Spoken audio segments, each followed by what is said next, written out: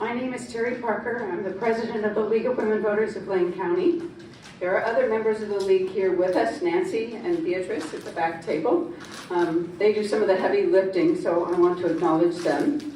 Also with us is Sara Wolk. Sara is from the Equal Vote Coalition, and she has her staff here, and you will hear more from them. They're the experts in the room on star voting. And we want to extend our thanks to the Eugene Library staff, and particularly Martha, for helping us set up and being a representative for the library in the room. Is the sound okay all the way back, Sass? Is it good? Great, thank you. Just briefly, the League of Women Voters is a nonpartisan political organization. It's been around for 100+ years. We promote informed and active participation in government. We do not support or oppose any political party or candidate. We're dedicated to both voter education and advocacy. To arrive at those advocacy positions, we first study issues, we review the issues, we re-study the issues, and then we update our positions using a consensus-building model and process amongst our membership. The League will take strong stances on policy issues. You've probably heard about some of them in the past, relating to voting rights, civil rights, and other important social policy. When we have our voter education hat on, and tonight that's the hat we're wearing, our goal is to offer information that gives voters, you, resources to prepare you to vote and aid in your own decision-making and fact-finding. We really like facts. The library really likes facts too, and I hope you go away with a good understanding about how star voting works and feel like you can make a well-informed decision. This presentation focuses entirely on Eugene Measure 2349 on star voting, and that stands for score, then automatic runoff. And if you filled out your ballot, you've already seen that. If you have questions, as I mentioned earlier, as the presentation goes on, please write those down. Sometimes it's hard to remember what they are, and sometimes they get answered as the presentation goes. That's what the note cards are for, so we'll collect those and then have a question and answer period. But we also want you to know that we're going to have an informal period following so that you can ask any of us one-on-one questions and discuss what you heard today. Here is how I think this is going to go. This is how we have a plan. You already filled out your ballot. You hold on to that. You'll be able to compare your vote to that of others that have already voted on this extremely important election issue. If you want to add your vote on our ongoing tally, we actually have a mailbox in the back where you can deposit your vote as you leave, and we'll add your votes to the tally that we've been doing throughout as these sessions are happening throughout the area. I'm going to explain the ballot measure. Sara will explain the star methodology for counting votes. We'll have a Q&A, and then I'm going to offer some considerations for making your choice. And I hope you'll stay for the conclusion, because I think we have some important reminders about voter registration, voting in the May primary, as well as some of those resources that you may want to use. So I'm going to start now with the basics. Has everyone here participated in an Oregon election? Yeah, so everybody, there's no new voters in the room. Has anyone here voted using a different election method, maybe in another state, other than the one you use now? What was the method? I went to a device. Pardon? I went to a device. Oh, so like a digital voting interface? Okay, yeah, so I'm not sure everybody heard that. It was, So she said that here we do vote by mail. In other places, you actually go to the polling place. And right. So we used to go by polling. Now Oregon is all vote by mail. Yeah, thanks. I had somebody say that they have been to caucuses and have voted in a caucus in a different environment than this one. Well, there are a number of different election methods, and it's important to be aware of. There's part of election reform. These different methods are being tested and used. We can get into more discussions later if you have questions about that. The star score, then automatic voting method. You've probably seen a few lawn signs out there, perhaps, something that triggered your interest. This is a voting method that was developed here in Eugene. The Equal Vote Coalition is leading this effort. Full disclosure, Sara has the unusual role of being both the expert in the room, along with her staff, but is also leading the campaign. So we want to thank her for being as neutral as possible in her presentation. That's hard to do when you're passionate about something. But we have the mutual interest with the library and ourselves to give you a good understanding of what it is you'll be voting on and leaving it up to you to decide. There's no perfect voting method. In recent times, there are data sets and commentary on the use of different methods that are being used now in the US. The use of star voting is an innovation that comes from out of the ranked choice or instant runoff voting movement, if you will. Ranked choice can refer to one of several ranked voting methods used in some cities and states in the United States. So there's some experience that you probably heard about in terms of those methods of voting. The key word here is ranking. You'll learn more about the differences between ranking and scoring, as that can be a point of confusion, and it's one we want to clarify. In this mail action, the star voting option that's being considered for Eugene, municipal-only, nonpartisan election is for mayor, city councilors, and the EWEB commissioners. As it is it's a result of a local signature gathering campaign that met all the criteria for being placed on the local ballot. Eugene Measure 20349 on STAR is an initiative that simply will be put to an up or down vote. A yes vote supports the replacement of how you vote now, the existing electoral system, with star voting for those positions I mentioned. And a no vote opposes this ballot initiative, and we just keep on voting the way you vote now, using what is called plurality voting, no change. The mechanics of how to fill out a ballot, you've also already had a little bit of experience with that, is only part of the picture.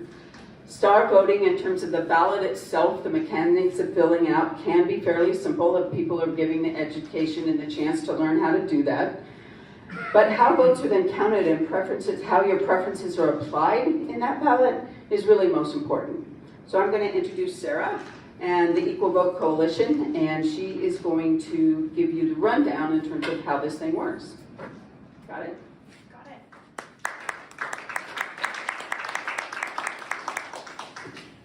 Thank you so much, Terry. I really appreciate the chance to get to work together with you, organizing this event series and doing this voter education work. It's honestly the fun part after years of nuts and bolts to get to this point. So it's fabulous to be able to be out in the community, actually talking to people face to face. And so thank you all for coming today.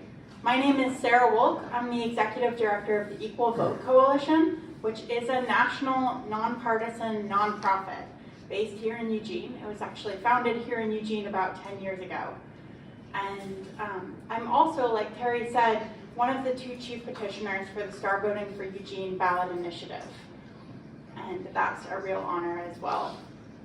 Tonight, in my hat, I'm going to be wearing my Equal Vote Coalition hat. So, like Terry said, this is all about getting to the bottom of the information and letting you do with that information what you will. So we are going to try to present an unbiased, neutral, informative session. In the back, I've got two of our team members. Sam, you all probably met when you came in and hopefully got a ballot voting on Best Pet. So we've got an online running tally going. We've got people voting on paper ballots, and we'll add those into the aggregated vote later. And then on the other side in the back, we've got our Deputy Director, Sass.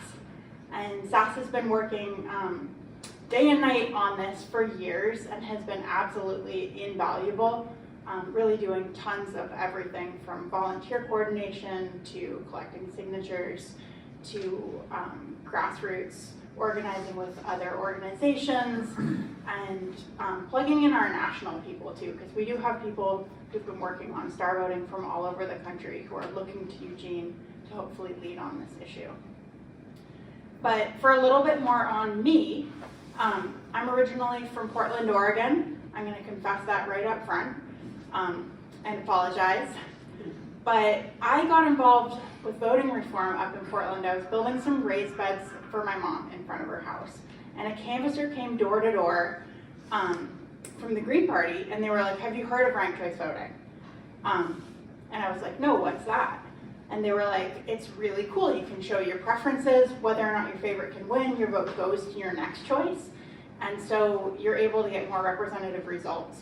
And it really helps solve this like nadir effect, spoiler effect issue that you might have heard of. And actually, I had heard of it. The first election I personally had ever voted in was that one with Ralph Nader and Al Gore splitting the vote, throwing the whole country into kind of pandemonium, and the Electoral College played a factor too. That's a whole nother layer that we're really not going to get into tonight. But it sparked this like burning fire in me. I was like, wait, so strategically, I should vote for Al Gore even if I prefer Ralph Nader. And it's not safe to vote your conscience. You need to vote for the front runner on your side who you think can win. And if we can't vote our conscience, is it really even a democracy? That's the existential question. So I pinned that flyer to my wall and vowed that as soon as I got finished with the project I was working on at that time, I was gonna circle back, and I got involved with Ranked Choice Voting Oregon as a nonprofit. My first meeting, I expected us to all be on the same page. We love ranked choice voting. We're gonna launch a ballot initiative. But once I got into the room, what I found out was about a third of the people there were fans of score voting. About a third were fans of approval voting. And about a third were fans of ranked choice voting. So we had a plurality, we had vote splitting, we had different factions. It was like a microcosm of politics in general. So I was like, oh no, we need to have solved this yesterday and we're still not in consensus. What are we gonna do? And that's where we had a presentation from Mark Brummeyer from Eugene. Him and a few of his team members, Jesse Fittipaldi, Hallie Roberts, had driven up from Eugene to give a presentation on a new idea called star voting that none of us had really heard of, or most of us had not heard of at that time. And a lot of things were raised in that moment. I was like, hey, that's not true. He made some claims. He was like, ranked choice doesn't actually do all of the things that it's claiming to do. And I said, yes, it does. We realized we didn't have agreement, so I volunteered for that research committee. And from there, I became one of the steering committee members of that team. And after a long process, we actually voted to move forward with star voting as the reform that best delivered on our goals.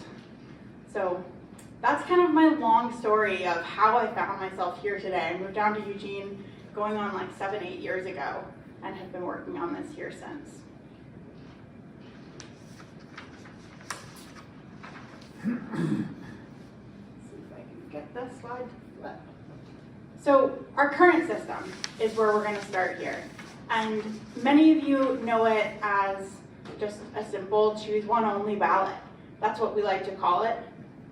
Wonkier people know it as first past the post or plurality voting, but it's really defined by this thing where you vote for one candidate only. Even if you have multiple candidates on your side you like, you might not want to vote for your real favorite. You might want to score, or you might want to vote lesser evil. And the problem comes down to the math. So basically, if we have two candidates in the election, our current system works just fine. If we have two parties in the election or in our political landscape, the current system works just fine.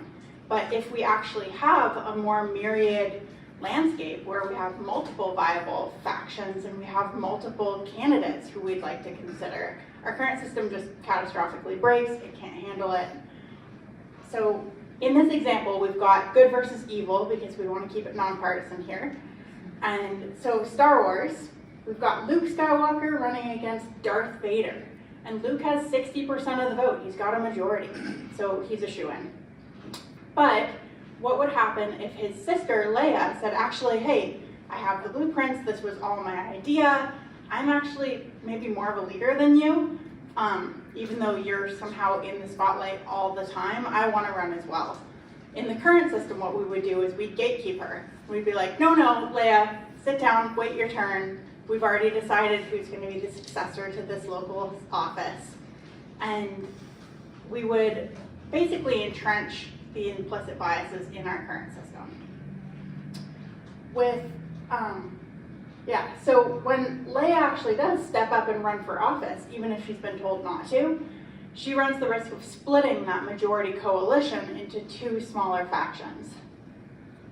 So we've got 35% for Luke, 25% for Leia, they split the vote, and Darth Vader wins with a 40% minority.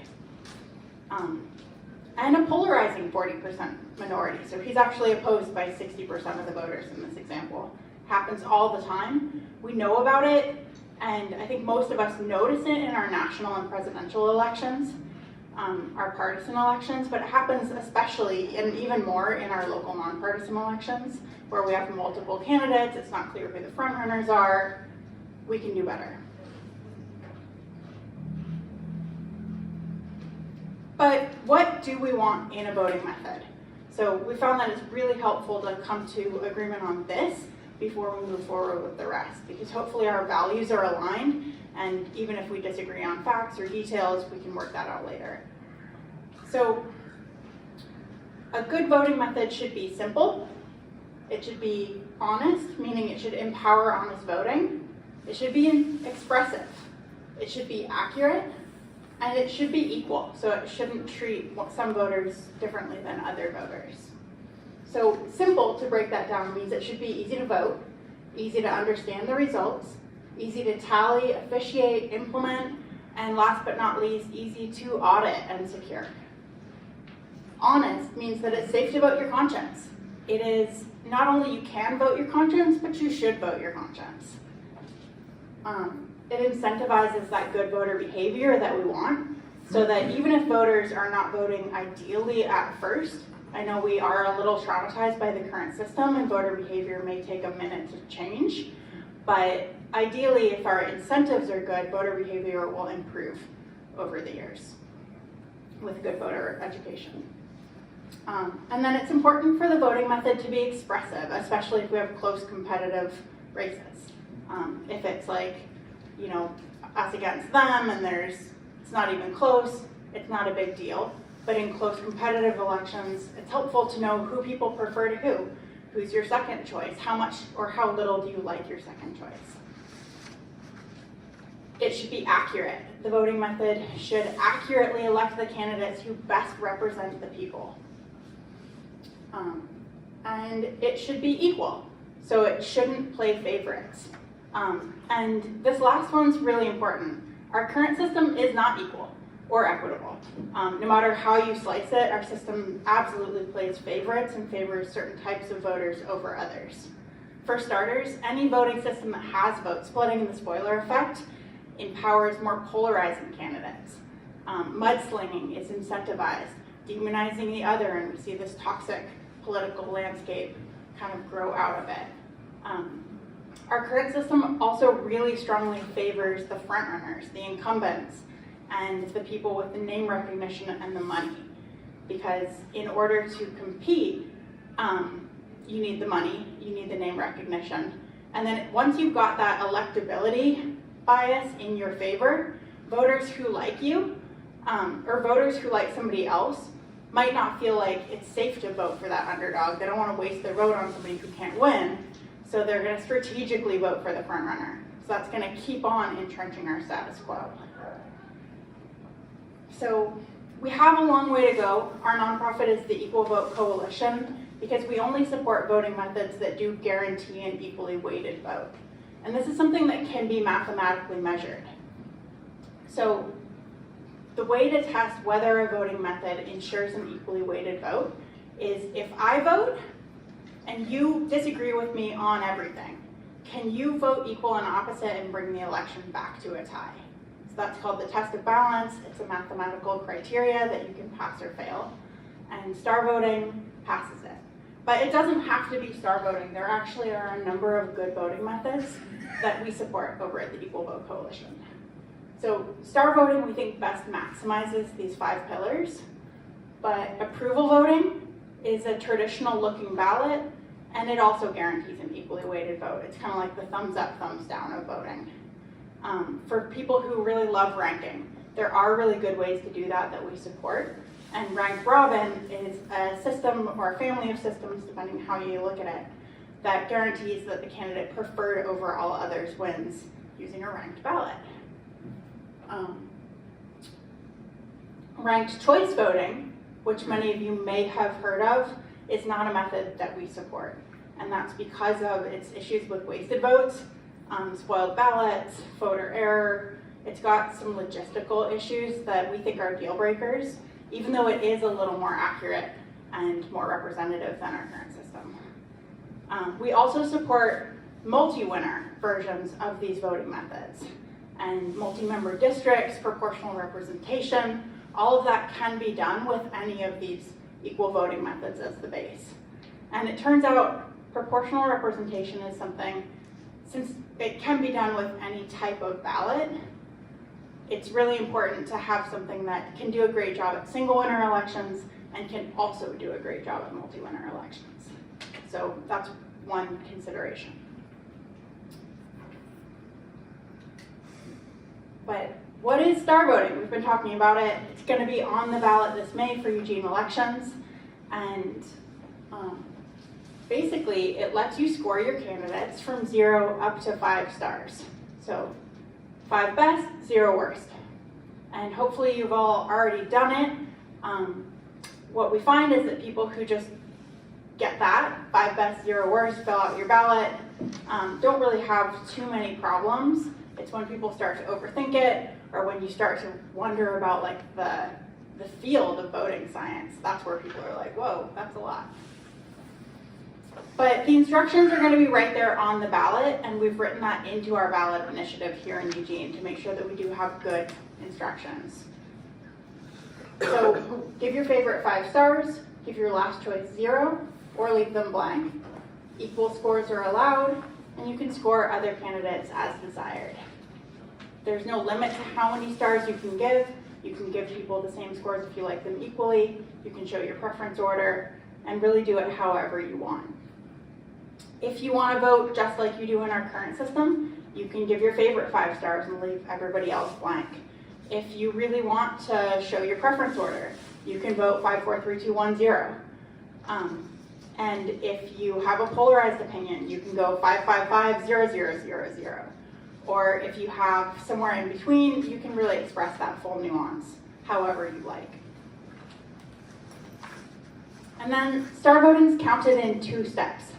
So it stands for score, then automatic runoff, STAR, and that is exactly how it works. We've got a scoring round and then an automatic runoff that really works just like our top 2 general elections. Now, the big difference is you don't have to vote again. Your ballot already shows your preferences. So in that scoring round, we add up all the scores for all the candidates from all the ballots and find the 2 highest scoring. Those are our finalists. In this example, our finalists are Carmen and Blake. So Carmen and Blake will advance to the runoff.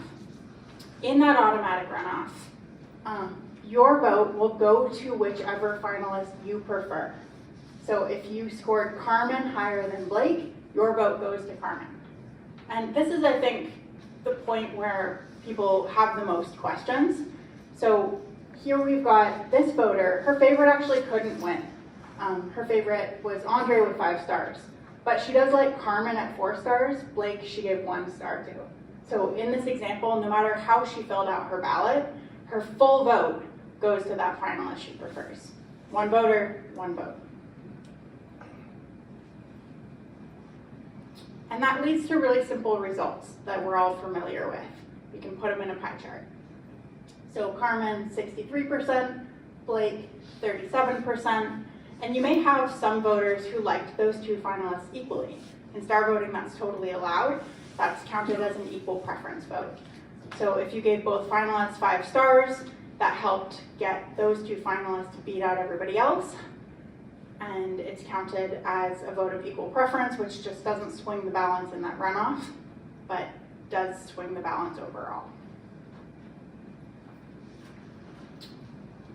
So here are the preliminary results for the election that you all voted in. What is the best pet? And so far with this program, we've got 36 voters and counting, and dog is winning. We'll see what happens after your ballots are added to the tally. But we've got dog with 151, cat with 128, Rabbit with 79. Bird is almost neck and neck with 78. Fish and rat are really trailing, and then python is in last place. So this is some really fabulous data on these losing candidates. With our current system, we would know, X number of votes for dog, whatever, and cat, but python, bird, rat, rabbit, it's hard to know. Should they run again? Was their message resonating? Should they maybe switch political parties or do some better fundraising? Maybe they need a better website. Or actually, it turns out they were strongly supported by all the people, but people strategically weren't voting for them because they don't seem like front runners. So star voting, you get all this fabulous data, and that is really helpful, I think, for making for more equitable elections going forward. And then in the runoff, we've got 64% actually prefer dog over cat, which is pretty impressive since score-wise, dog and cat were pretty close. So in this room, I want to do a quick experiment. So you've got your ballots in front of you, or if you turned them in already, hopefully you remember. But can I see a show of hands of people who prefer dog over cat? Dog lovers, raise your hand. All right, we've got 1, 2, 3, 4, 5, 6, 7, 8, 9. And that is exactly how the star voting runoff is counted. 9. So can I see a show of hands for people who scored cat higher than dog? 1, 2, 3, 4, 5, 6. So kind of similar to the results from the previous voters. And now, do we have anyone who gave dog and cat the same score? 3 people. All right, yeah. And I'm actually a person who loves both equally. Cats are a lot easier as a pet unless they get mad at you. But dogs, have a special place in my heart. So for the 3 of you that gave dog and cat the same score, can I get a quick shout out from each of you, starting with Mark here? What score did you give them? 4. 4. And then you in the next row, what score did you give your equal preference? 5. 5. 5 for both, 5 same for as me. Okay. Yeah. And then Sam in the back, what score did you give your equal preference? 5. 5. And so if either of those were to win, you'd be like equally happy, right?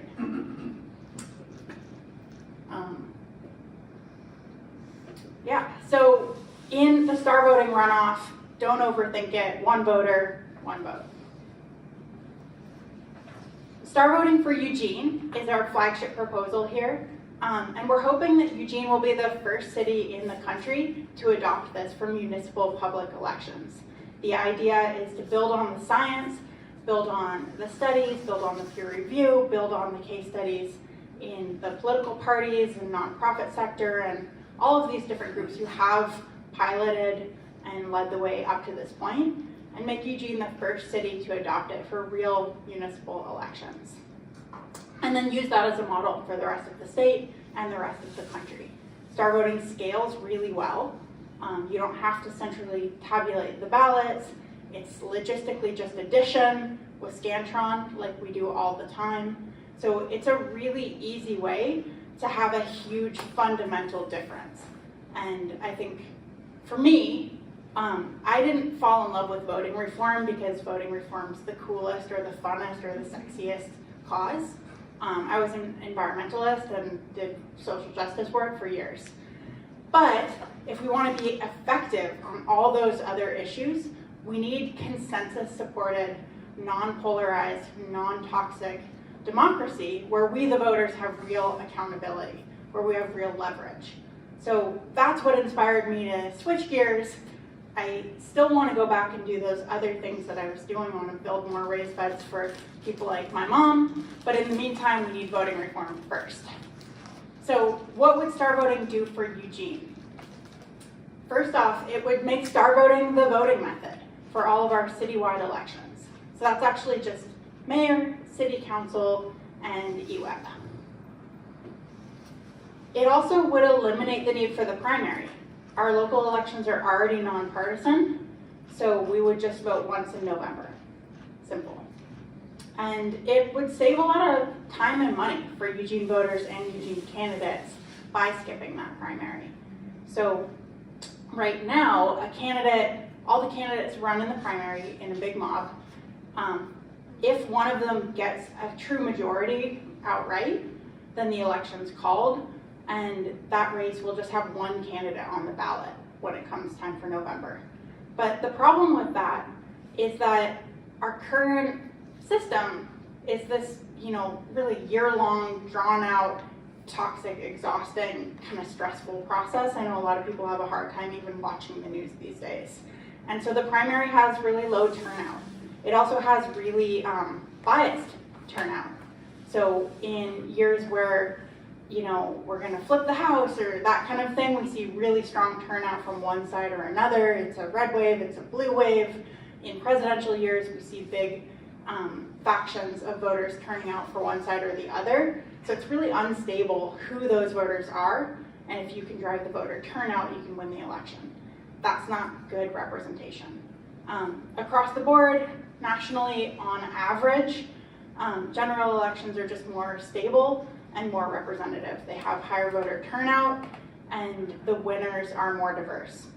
So eliminating the primary just automatically comes with some upgrades in representation.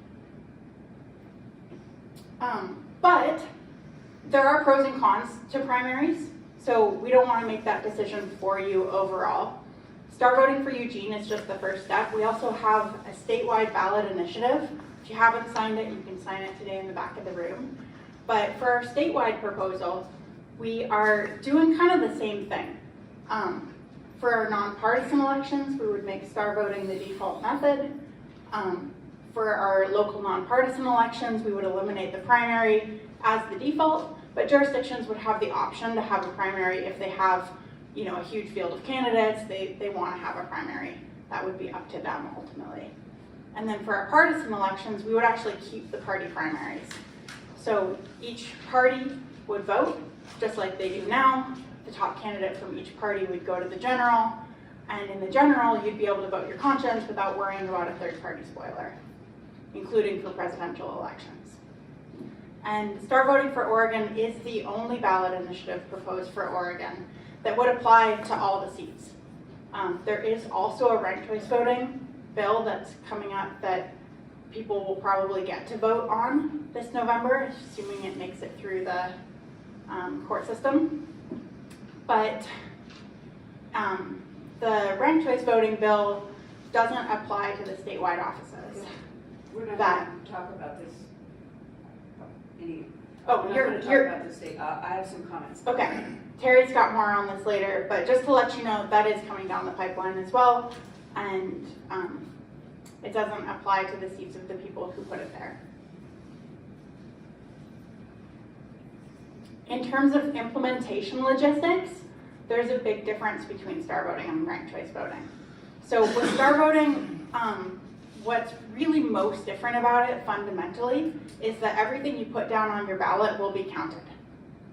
With ranked choice voting, where you're ranking your candidates, first choice, second choice, third choice, you count the first choice ranking, and through a series of elimination rounds, you'll eliminate some of the candidates and also some of the voters if their votes aren't able to transfer. So you actually never count all of those down ballot rankings, and you might even not count ones that could have been relevant. So that's called an exhausted ballot.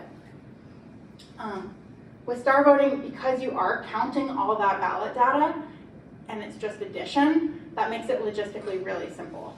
It's easy to tally our early returns, as we saw with our pet election. We've got, these ballots are in, we're already tallying them, we can give you preliminary results today. Precinct level results are also available.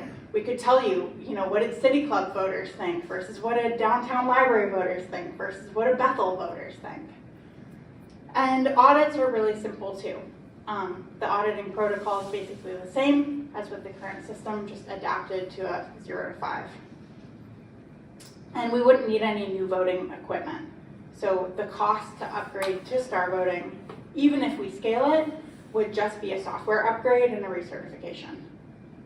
The biggest cost for any new voting method would be voter education. And as the Equal Vote Coalition, we are absolutely committed to ensuring a robust, inclusive, multilingual, out in the community voter education effort to meet people where they are. So we've already done actually thousands of small group presentations, meetings on Zoom, out in the community, all over the state and all over the country, and we're gonna absolutely dedicate our staff hours and all of our resources, hopefully partner with the city and hopefully partner with League of Women Voters to make sure that that's done well.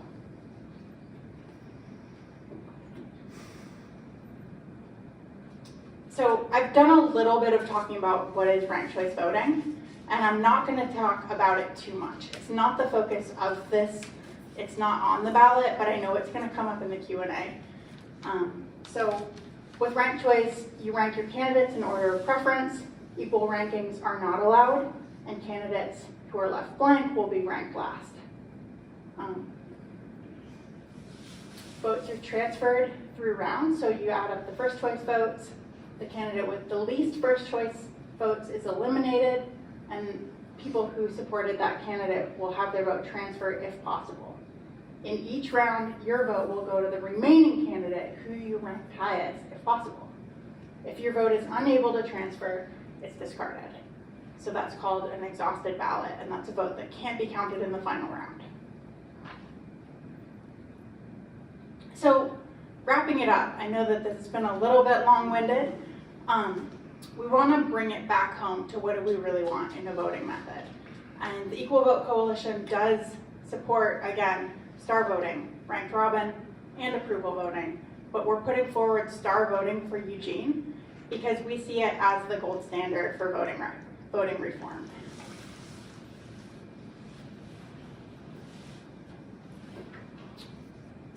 I want to definitely thank everyone who's supported it to get us this far. We've got lots of community endorsements and lots more coming in. If you do want to endorse, or you know somebody who wants to endorse, or you want to schedule a meeting to throw us your toughest questions. If you're still on the fence, you think I left out something really important, you have a citation that you want me to look at, we would love to schedule those meetings. starvoting.endorse. And to get involved or learn more, I can't recommend our websites enough. We've got two of them. Starvoting.org is everything star voting, and then the Equal Vote Coalition is all about voting reform in a broader sense. Come on up. Thanks. So Nancy's collecting some questions, and while she's doing that, I'm going to just do, Nancy's picking up, there's a question back there at the back of the room there. Great.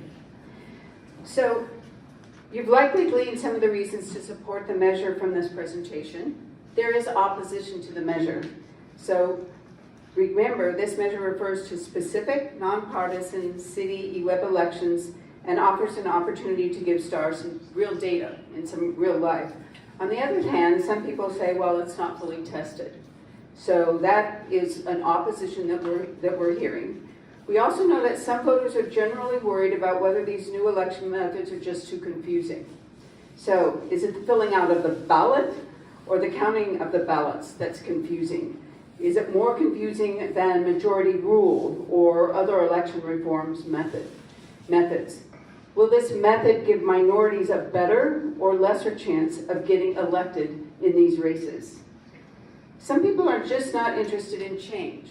So we've heard, it's like, if it isn't broke, don't fix it. Don't feel like the current system, they're used to voting the way they are and don't want to do anything differently, and don't see anything wrong with that. There are advocates for specific methods. Ranked choice voting, for example, pose that their preferred method is better, just as those who support STAR do. So how do you define better? You need to ask yourself that question. As Sara mentioned, if you are not already aware, there's been a referendum through the Oregon legislature that may put ranked choice voting in the election in November, and a state election, and for state and federal positions on the November ballot. And the Equal Vote Coalition, as you heard, is also actively gathering signatures and hope to also have STAR on the ballot. The League of Women Voters here in Lane County is just asking not to get ahead of ourselves. Signature gathering deadline to get on the November ballot is July 5th, And we won't know for certain what will be on the November ballot as ballot measures or even as the referendum until around August. So it makes sense to keep those what ifs until we are certain we will actually be voting in what we will actually be voting in November. We don't really have that crystal ball in front of us. And then in closing, I'd like to offer a few more comments, but we're going to take questions and answers first. Questions? And where did we end up with the list of questions? They're on the podium. Oh, they're right for me. If you don't score someone, is that ballot exhausted if your other choices don't make the final round? Yeah, go for it. No. So if you don't score somebody, that is equivalent to 0 stars. It's exactly the same. If you fill in a 0 for one candidate, you leave another candidate blank, they're going to be counted the same. And we do that for consistency to make it easier and simpler for voters. What determines where your vote goes is just a comparison between the two finalists, so the two candidates with the most stars overall. So, if you gave both of them 0 stars, your vote will be counted as a vote of equal preference, and it will be included in the final tally always. So the final tally is always 3 numbers: the number of votes for the first finalist, the number of votes for the second finalist, and the number of votes of equal preference. So always those 3 numbers. There are no exhausted votes in star voting. So, long story short, a no vote is a counted vote. This question is, are there any cons to star voting? We really have not heard a lot from opposition to, it has not been a strong argument that people say, I like the way it works now. That's not really the opposition that we're really hearing. What we're really hearing more is the difference between these different ways of voting and which one might be better, and whether or not it's better for different populations or not. So the nuance in the opposition really has to do is ranked robin better than star? Is star better than ranked choice? So it's a very interesting conversation to have, because if you look at election reform, you now have election reform methods kind of vying with each other. But if you want to take a step up, in my mind, is election reform just better than what you have now? I know that's muddy, but that's the best I can do. No comment.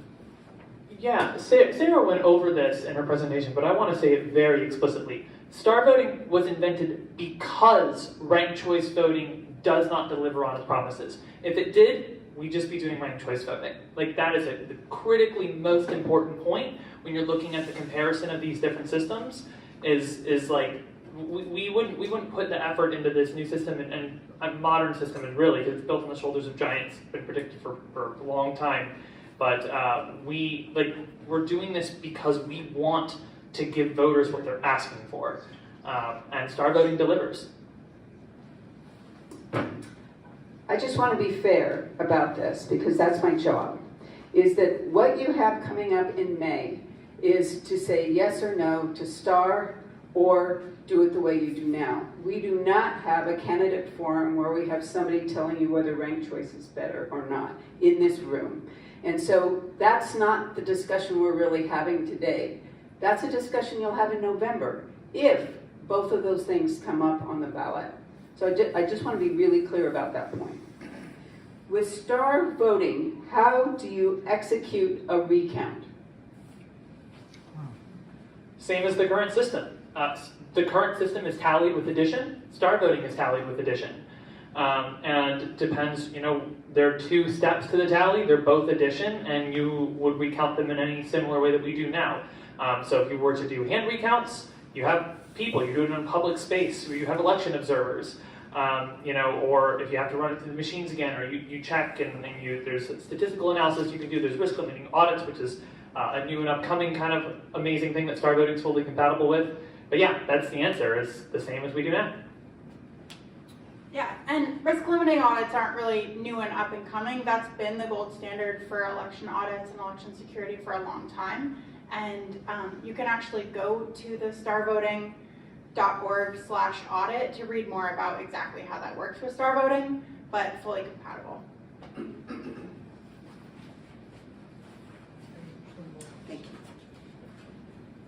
How popular is star voting in other parts of the country? The acceleration in the popularity of star voting has been astounding. It's really, really taken off. When I look at the other reforms that are out there, that have been around for much, much longer, and how long and how much effort it's taken to get them to take any kind of hold, star voting has just absolutely exploded in comparison. Not only do we have a bunch of chapters around the country that are just telling us, pass it in Eugene, and we're going to pass it where we are, but Eugene's got to come first. That and then we, whether you're talking about California or Massachusetts or Georgia or Ohio or whatever, it's around the world. We have one of the largest star voting polls ever held was a state in India. They didn't even have contact with them. It just showed up on our website. We've had some incredible activity in South America. I don't know if Sara wants to talk about that. But all over the place, we have people all over the country and all over the world super excited for star voting. It's really blown up so fast. We're really, really proud of what we're doing. I'll just add a tiny Yeah, they're bit not here. excited about this, you can tell. Yeah. Just saying. Yeah, I definitely want to give a shout out to our Venezuelan team. Our Venezuelan team came out of the woodwork and got really involved. They are working on Venezuelan politics, which is absolutely in the media.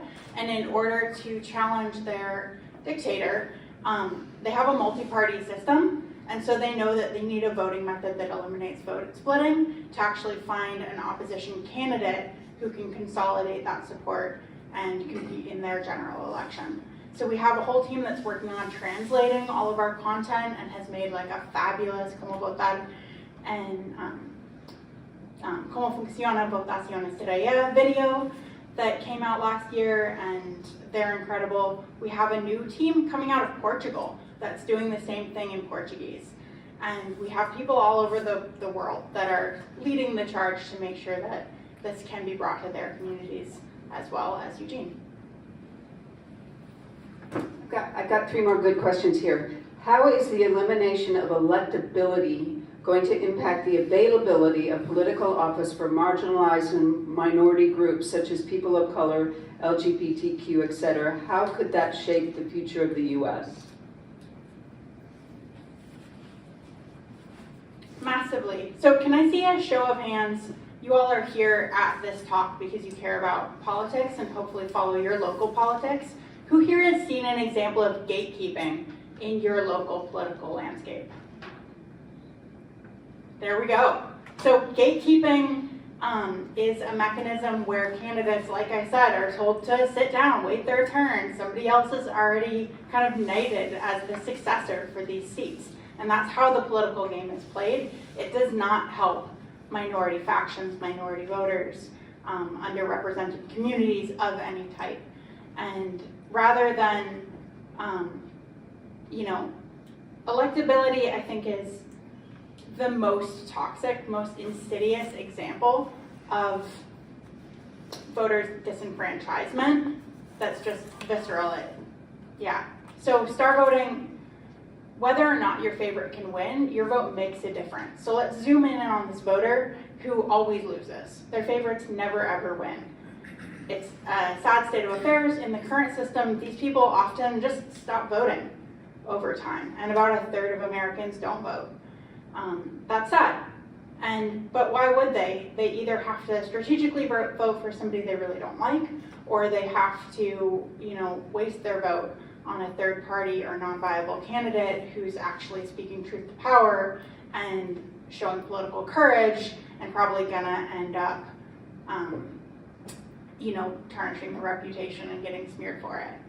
With star voting, if you're that minority voter, you can give 1 star to the front runner you prefer, 0 stars to that other front runner that you hate, and your full vote will prevent your worst case scenario.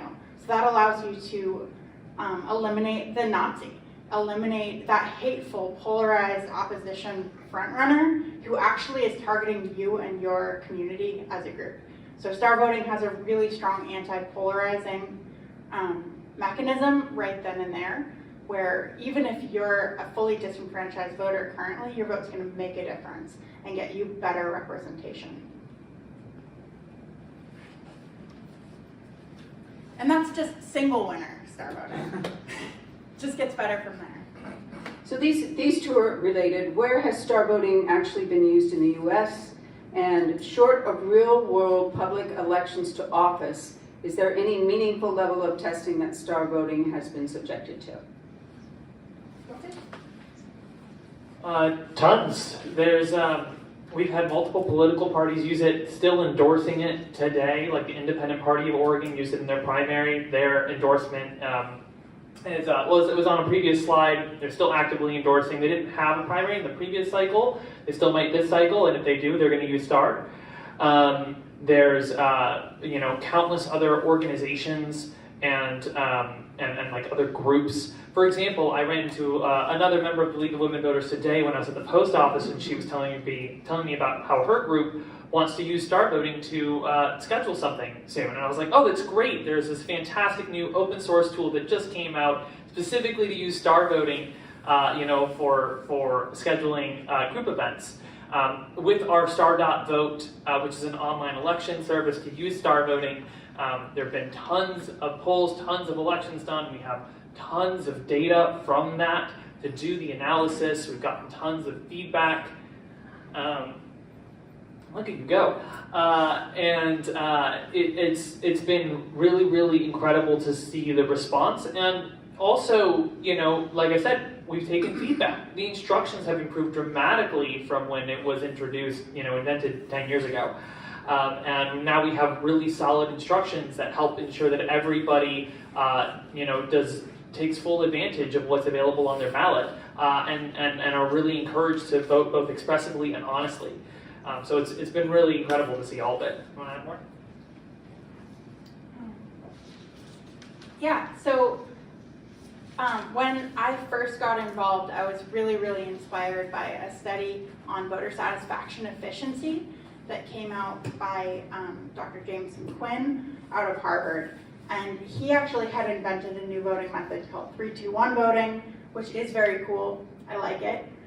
But he had expected that or the ranked robin type voting method to really top the charts when he studied and simulated all the different voting methods, but in fact found that star voting topped the charts. And this was a couple of years after star voting was invented. It was right after we had named it star voting.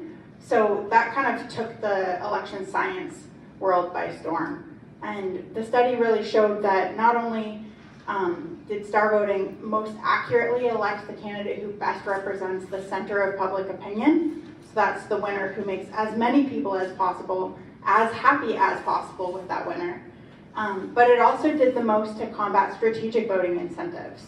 So our current voting system has really, really, really strong strategic incentives, absolutely worse by an order of magnitude, off the charts.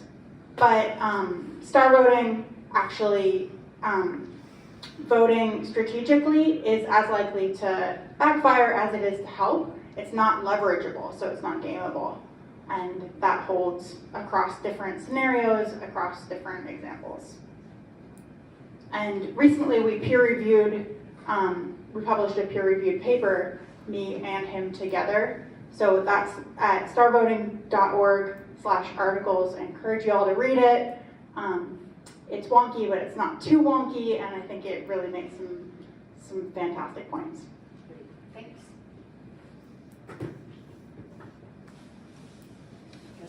I'll just do this. Can't fit the thing in there. Then we can pass it around and do different heights. So obviously, there's likely to be another discussion ahead. The one we're having today is really quite specific. It's a yes or no. In closing, I'd like to impress upon you the importance of seeking out reliable resources.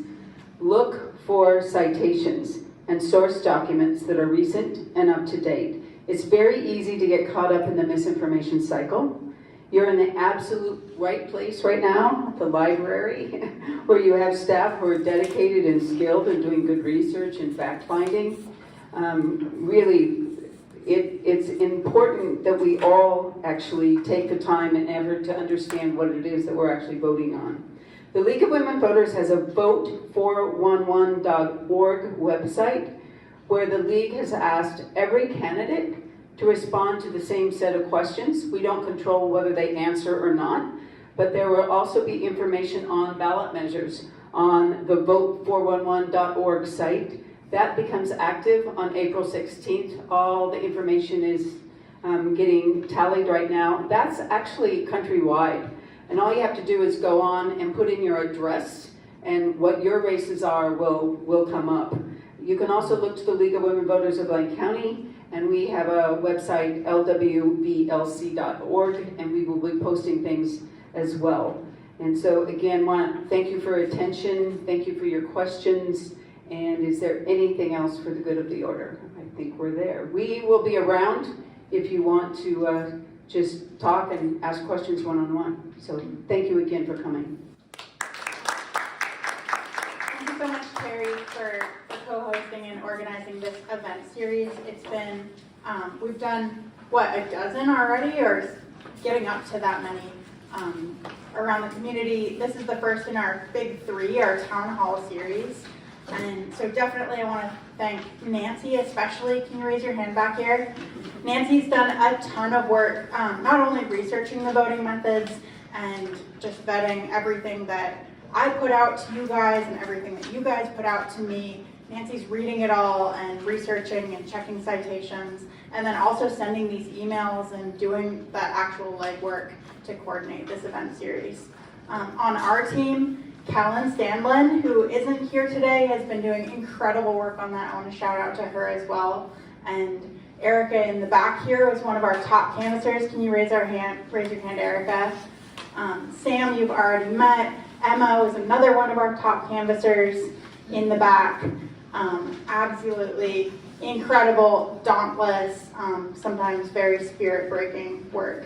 So over a third of our signatures to get star voting on the ballot were collected by volunteers, and all of them were collected by Oregonians, 98% by Eugene residents here. So this really is a local grassroots effort that's been 6, 7, 8 years and counting. Connor here actually helped collect signatures on Equal Vote Coalition's first statewide ballot initiative, which was an approval top 2 proposal a decade ago.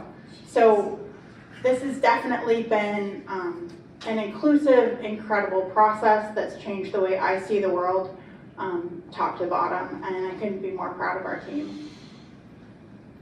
Thank you again.